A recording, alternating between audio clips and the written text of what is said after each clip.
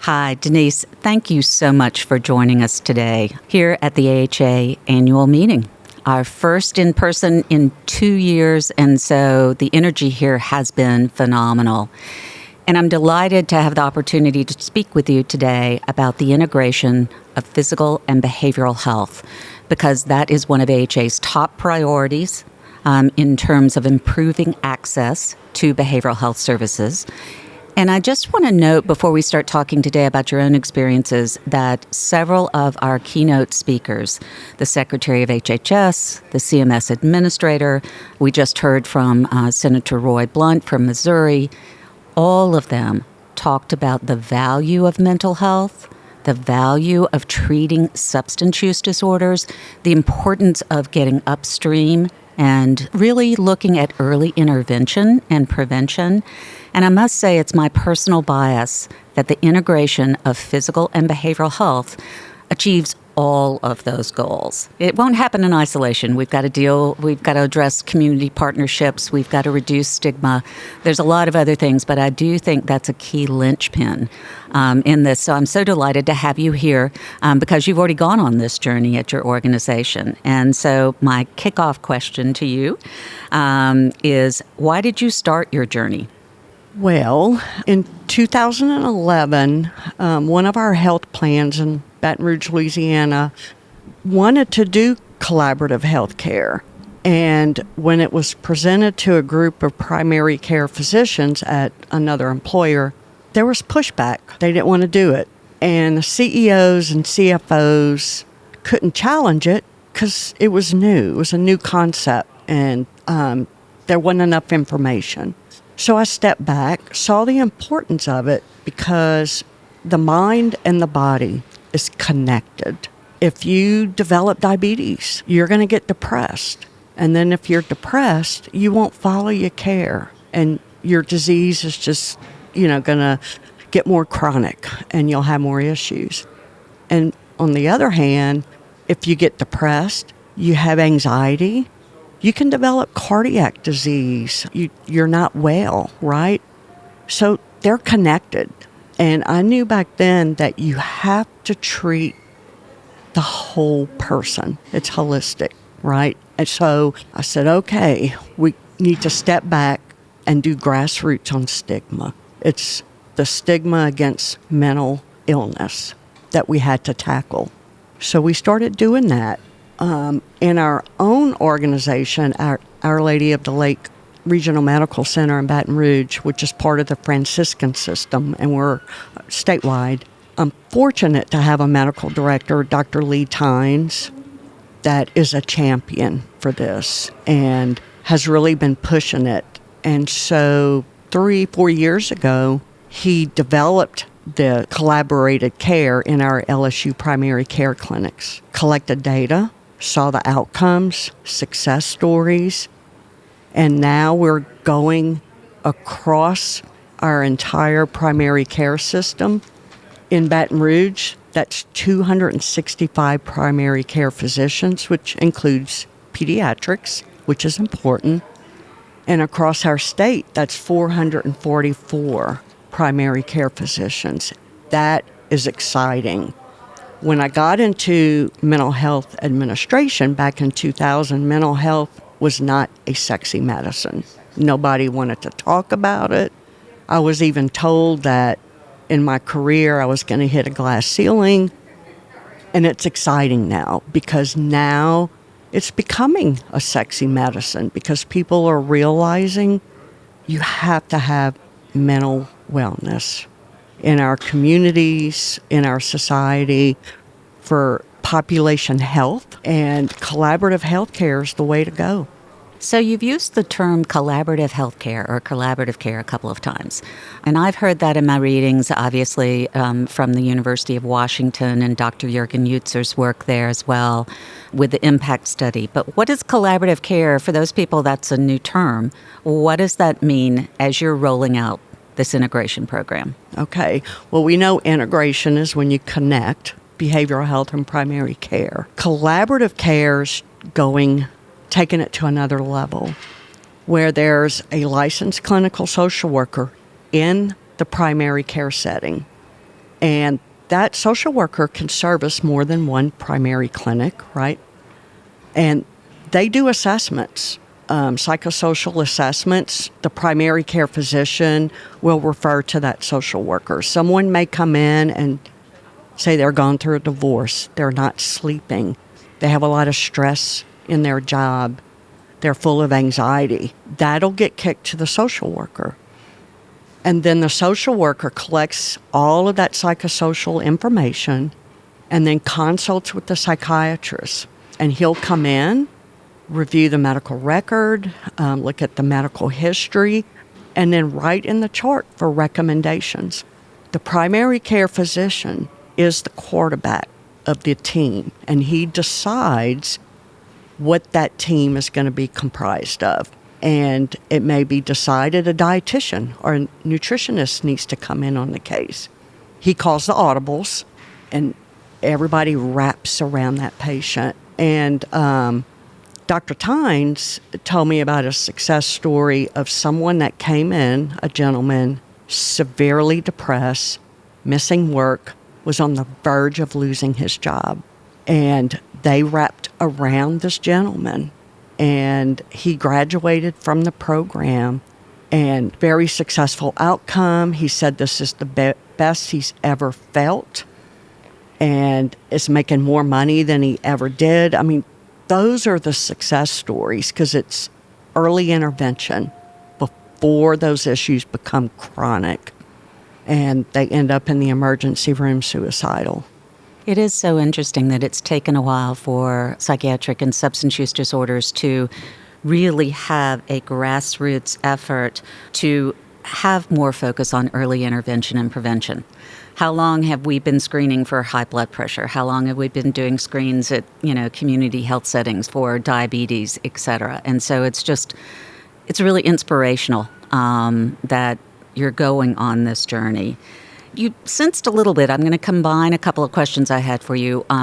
You told me a little bit about where you started, where you first had this inspiration. And, the reception was not, let's just say it wasn't 100% full of joy and welcome.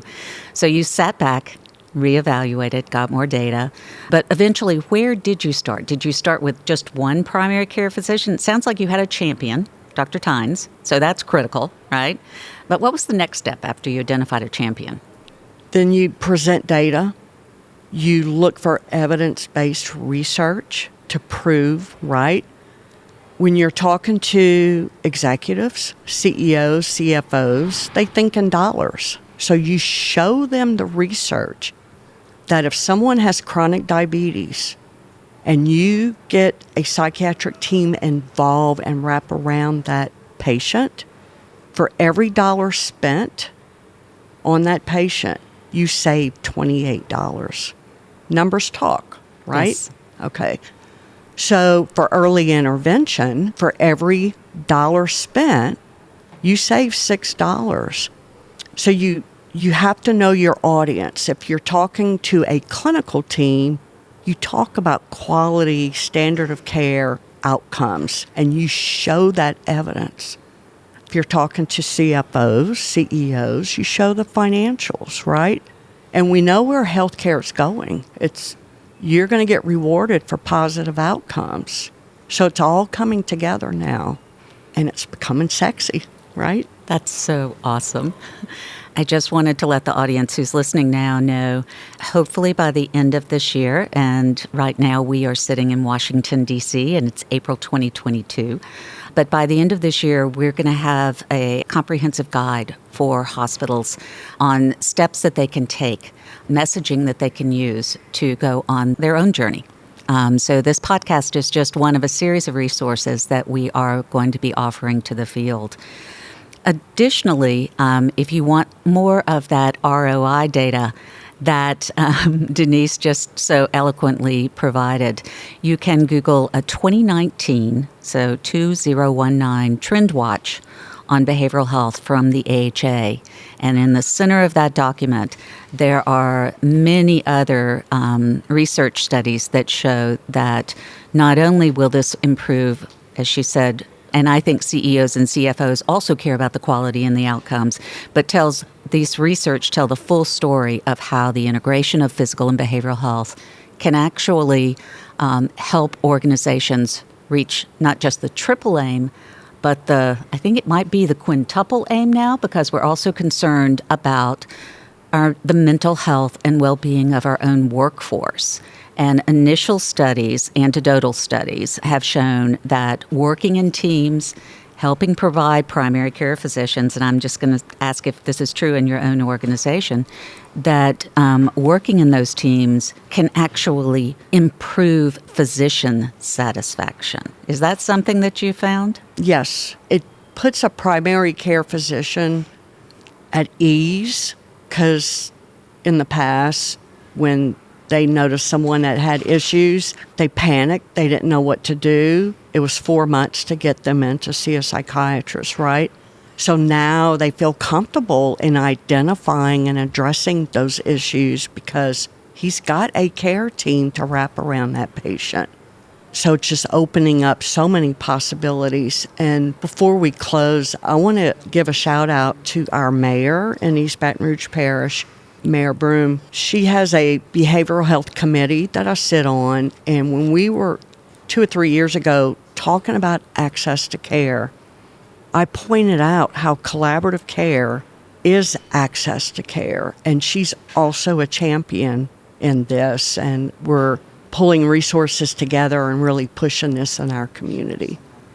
That's fantastic, because another one of AHA's priority areas to improve access to care is through helping our hospitals be inspired to aspire to improve access through community partnership. So it seems like you're doing a lot of that work.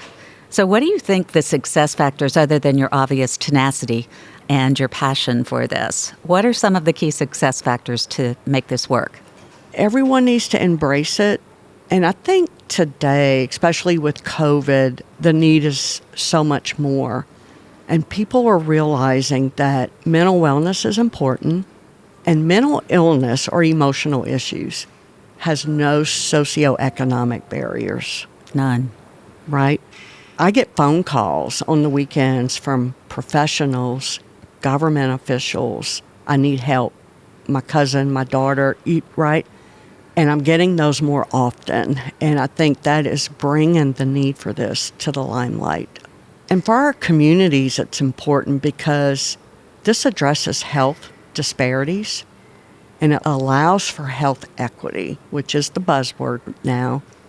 And it does promote population health, and it's just better for our communities. We need our communities healthier. Yeah. There's a statistic that I don't know if the general public knows, but those of us in mental health care have known for a while. On average, individuals with severe and persistent mental illness, let's think bipolar disorder, schizophrenia, they die somewhere between 17 and 25 years earlier than individuals without a severe mental illness.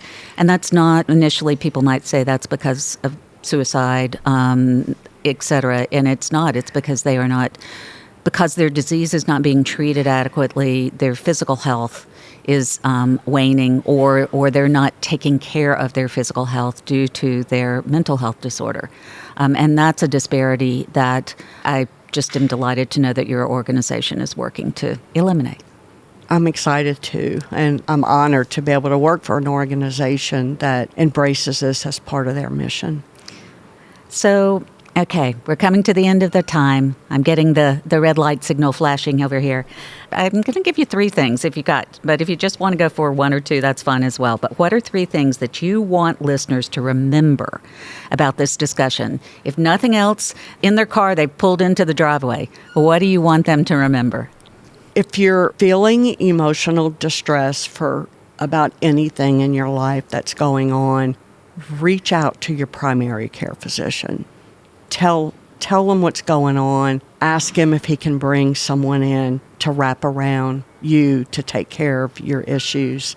Don't be ashamed of it. We all go through things in our life. Our children go through things, right? And start asking for this. We need just the general population to be a champion and ask to integrate behavioral health into their primary care.